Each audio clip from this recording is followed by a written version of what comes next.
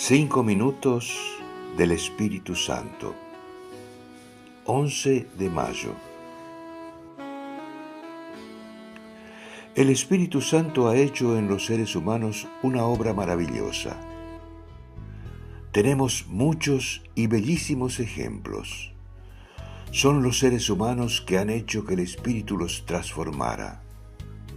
Entonces, Él los hizo parecidos a Jesús. Puso en sus vidas algo de la hermosura del Salvador.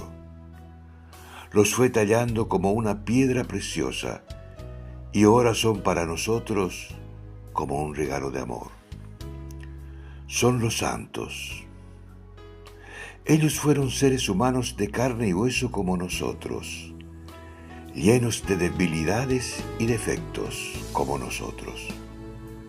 Pero también, como nosotros, tenían dentro cosas lindas que el Señor les había regalado.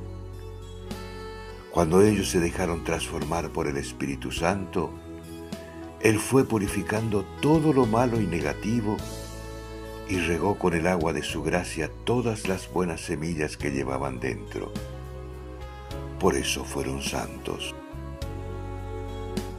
Lo mismo puede hacer en nuestras vidas. Pero nada cambiará si confiamos solo en nuestras fuerzas y capacidades.